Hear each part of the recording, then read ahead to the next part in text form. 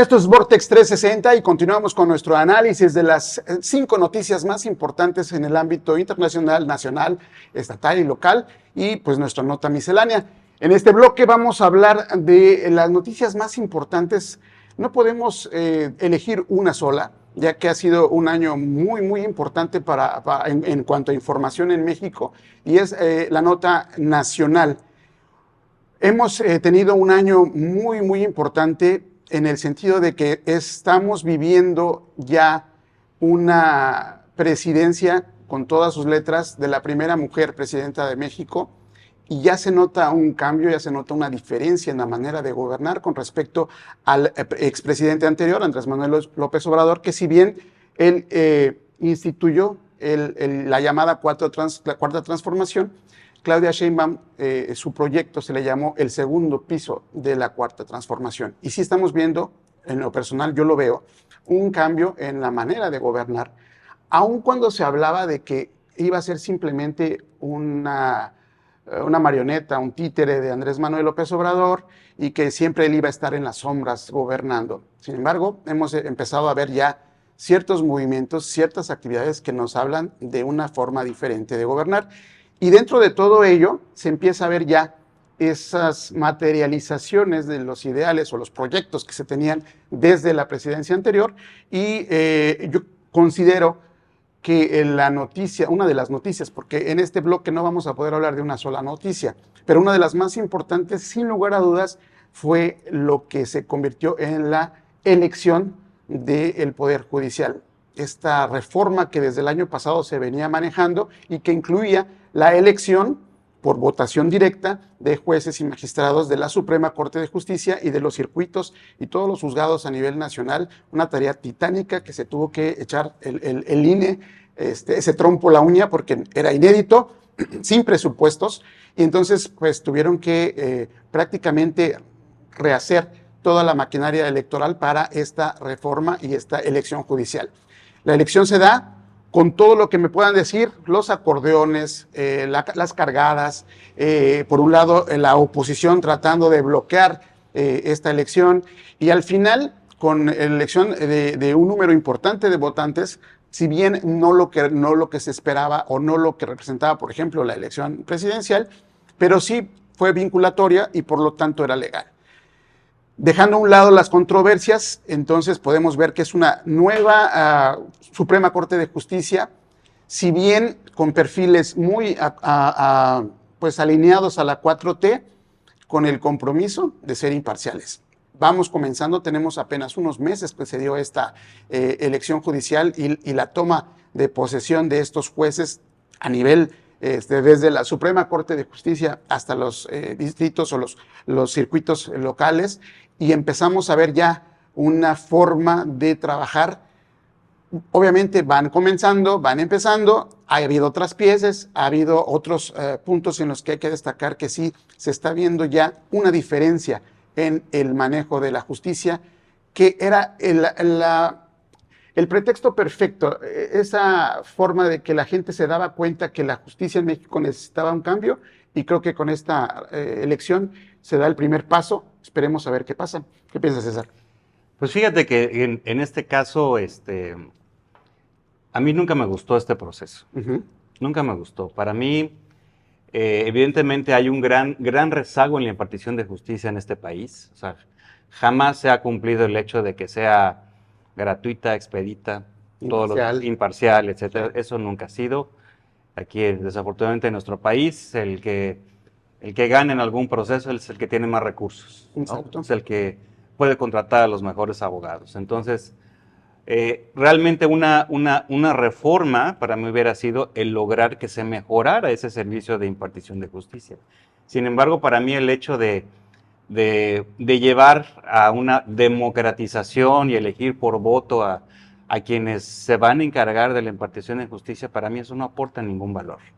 Por el contrario, creo que al ser un tema tan especializado se rompe la carrera, esa carrera judicial de experiencia, porque pues es un tema complejo, no es algo que puedas aprender en ChatGPT o en un video de YouTube. O sea, se necesita mucha experiencia, mucho criterio y demás.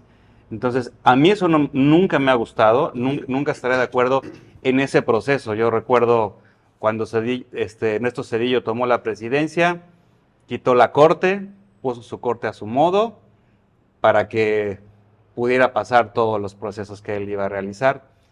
Para mí esto fue prácticamente lo mismo, nada más que pues simplemente se dejó en manos del pueblo sabio. Y mira que yo estoy de acuerdo en muchos temas de la cuarta transformación, la reducción de la desigualdad, el aumento del salario mínimo, los programas sociales, me parece que han tenido un impacto muy positivo en el país y en la gente.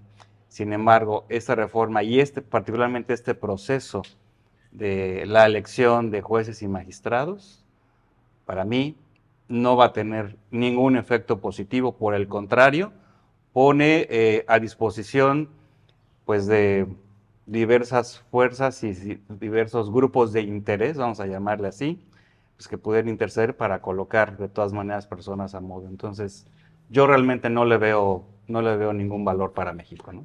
Fíjate que yo estoy de acuerdo en la elección de jueces y magistrados. Para esta elección, que era la primera y era inédita, para mí creo que era importante dejarlo solamente a la Suprema Corte de Justicia para empezar. O sea, sí veo que hay un cambio en el paradigma de escoger a alguien que tú lo designas, porque obviamente también al hacerlo tú, pues también está obligado a responderte porque tú lo pusiste. Para mí el abrirlo a una elección popular sí me parece un ejercicio democrático. Sí, obviamente estoy de acuerdo, la gente que trabajó y estuvo trabajando y haciendo méritos para una carrera judicial, pues al final de alguna forma queda fuera por el tipo de elección que hubo. Y no quiero extenderme mucho, pero yo creo que esta elección hubiera sido muy buena si solamente se hubiera enfocado primeramente en la Suprema Corte de Justicia, o sea, los ministros que están actualmente, y después en una segunda elección abierta y popular, entonces ya como que por niveles, para no de un bloque completo entrar todos, porque sí, obviamente hay muchos improvisados, que ya se está dando algunas noticias de gente que todavía ni siquiera tiene bien a bien qué es lo que está haciendo. Entonces, sí coincido en la parte de que era importante cuidar la carrera judicial, no coincido en la parte de que no nos da mucho valor. Yo creo que sí, y es temprano para verlo, pero obviamente vamos a esperar a que esto realmente dé resultados. Lo hilo con el siguiente tema. Ya se empieza a ver una diferencia. ¿Por qué? Recordemos que uno de los temas también más recurrentes del año en México fue el tema de este pleito que se tiene entre el gobierno de México, hay que decirlo así, el SAT, y el empresario Ricardo Salinas Pliego, dueño del Grupo Salinas, Tiendas Electra, Banco Azteca, etcétera, TV Azteca, y que a la llegada de la nueva Suprema Corte de Justicia, de inmediato se despolvaron los archivos y dijeron, señor, usted tiene que pagar. ¿Qué pasaba? Que se denota, y esto pues se hace evidente, que había una protección de los jueces anteriores, de los que tenían el caso, para dilatarlo, mandarlo ahí al archivo y que no se hiciera justicia como se debe. Actualmente, en cuanto entró la nueva Suprema Corte de Justicia, los nuevos ministros, se desempolva el archivo y dice, señor, usted tiene que pagar con todo lo que diga y haga el señor Salinas. Pues todos los mexicanos tenemos que pagar impuestos, es una obligación ética y cívica. El señor así ha hecho negocios, por eso es uno de los hombres más ricos de México, pero pues al final esta nueva Suprema Corte parece ser, y por eso lo digo, que ya está dando resultados en ese sentido. Y no necesariamente porque sea un pleito personal con el expresidente de México o con la actual presidenta, sino porque realmente es una cuestión de legalidad y de justicia. Por donde le quieran, no va a haber nadie que pueda defender a Salinas Pliego diciendo, no, pobrecito, es que le están cobrando mucho. Él se lo buscó, pero bueno. Entonces, yo por eso hago mi comentario. Y lo ligamos porque también dentro de todo esto, en el tema de la justicia, y es muy reciente, se dio a conocer el relevo de la fiscalía, que era súper necesario. O sea, desde el primer momento, desde hace ya más de 6 años, ya con los primeros meses de la gestión de Gertz Manero al frente de la Fiscalía, se veía que no había resultados, no había avances, se veía que la justicia estaba muy lenta, y sin embargo, ahí lo mantuvieron. O sea, el presidente Andrés Manuel López Obrador ahí lo tuvo. ¿Por qué? Tal vez algunos compromisos personales, no lo sabemos, pero sí esta parte fue una de las que más golpearon la imagen del expresidente y que empezaba a golpear a la presidenta de México. Tan es así que llegó el momento en que era insostenible. Entonces cambian al ex procurador, al fiscal general Gertz Manero, y entra pues una mujer de todas las confianzas de Claudia Sheinbaum. Inmediatamente, igual que como entra la Suprema Corte y empiezan a desempolvar archivos, la nueva fiscal llega y dice, a ver, ¿qué tenemos?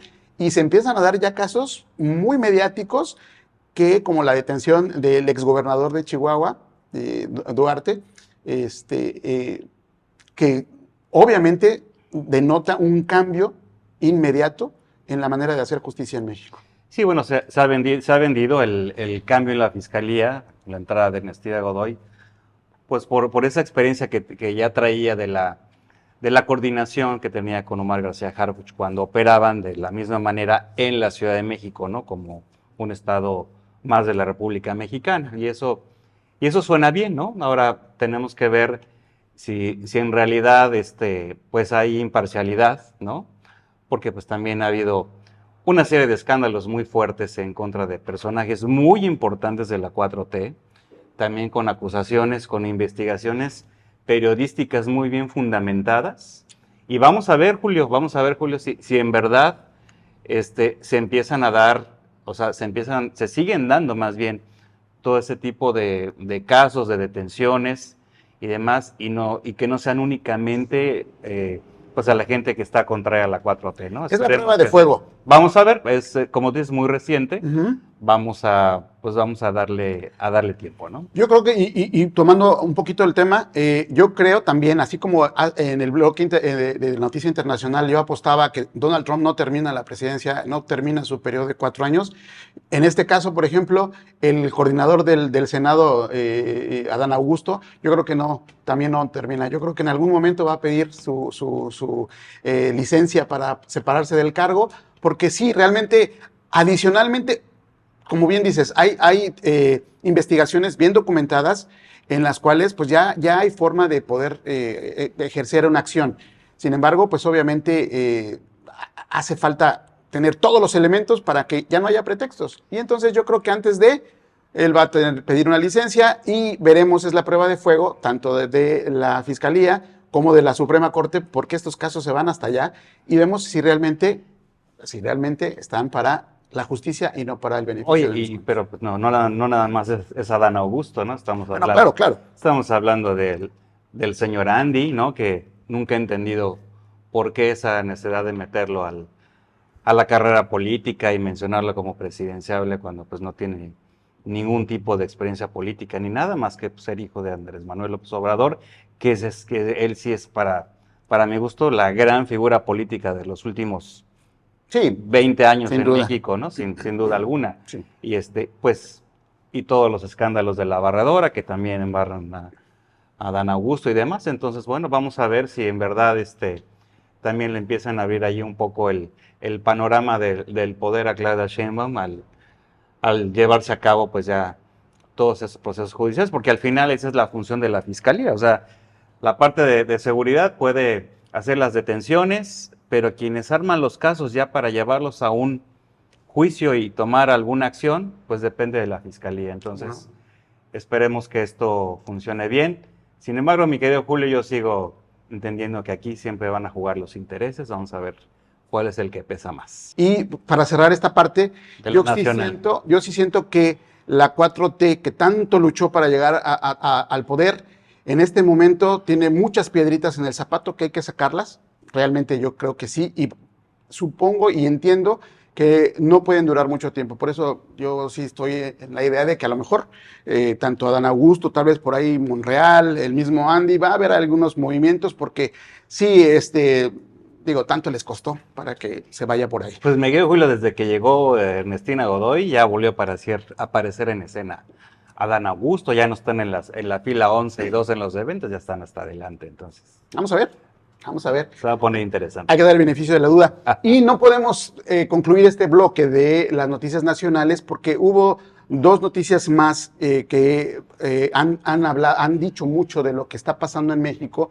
el gran flagelo de la inseguridad que venimos arrastrando desde hace más de una década, que pues es herencia, sí, de malos manejos en cuanto a enfrentar a la delincuencia organizada, pero que no se ha hecho mucho por irla reduciendo. Con la llegada de Omar García Harfuch sí se ha visto un cambio muy importante en cuanto a las detenciones, el trabajo para tratar de, sobre todo detenciones clave, de personajes clave, que no se habían visto en la administración anterior. Y las deportaciones hacia Estados Unidos. Exactamente. Entonces, sí, ya también se empieza a ver ahí un cambio para que esta percepción de inseguridad vaya a la baja. Sin embargo, la nota que dio todo el año fue la situación derivado de pues este enfrentamiento entre los grupos de los Chapos y los Mayos, la Mayiza, allá en Sinaloa, especialmente en Culiacán. La nota fue Culiacán prácticamente cada día del año, donde se reportaban casi a diario ejecuciones, balaceras, conflictos muy serios, que con la llegada de Omar García Harfuch y el envío tanto de elementos de la Guardia Nacional como de elementos del Ejército y Marina, parece ser que poco a poco se está conteniendo. Sin embargo, todavía el flagelo está ahí.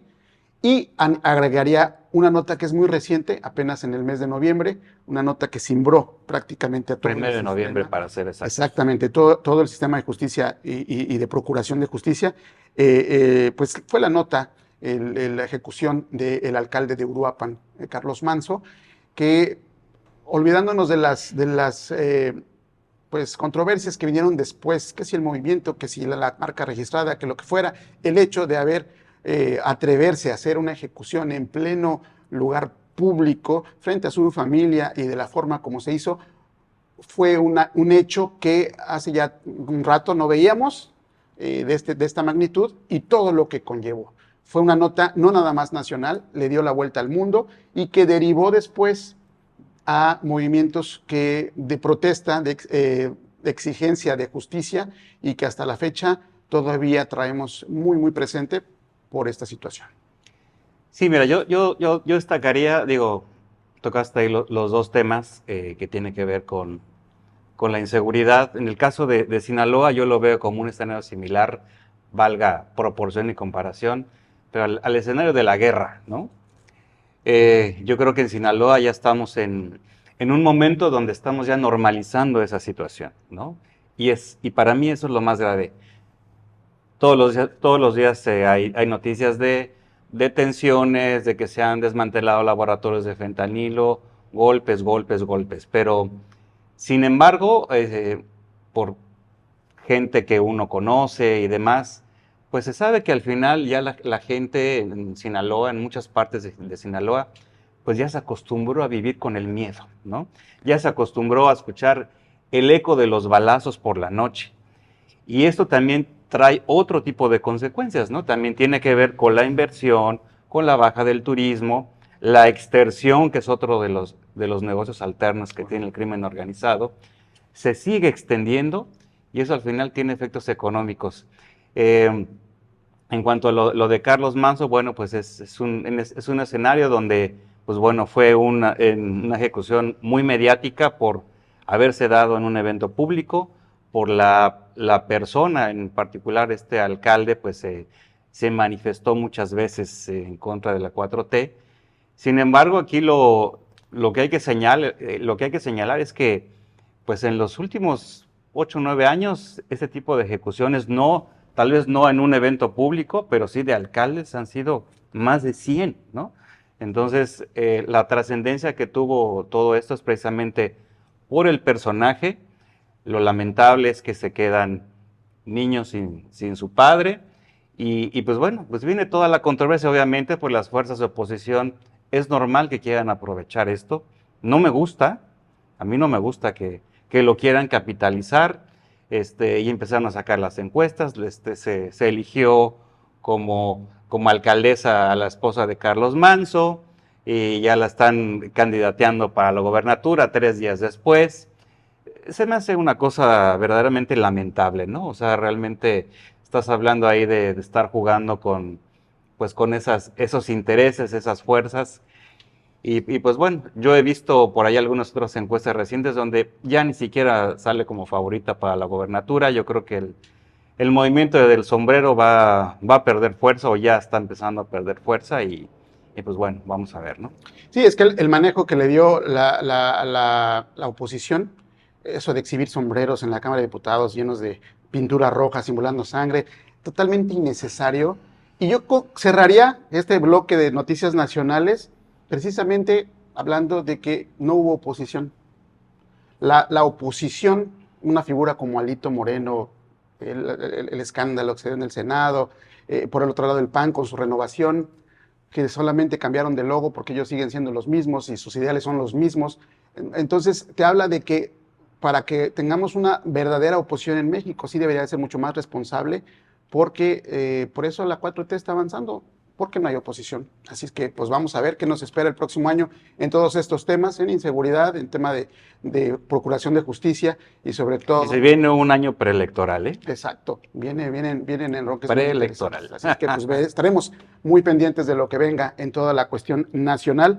Y con esto concluimos nuestro bloque de noticias nacionales de este 2025. Hechos que fueron tendencia en agenda y que hoy ya son historia.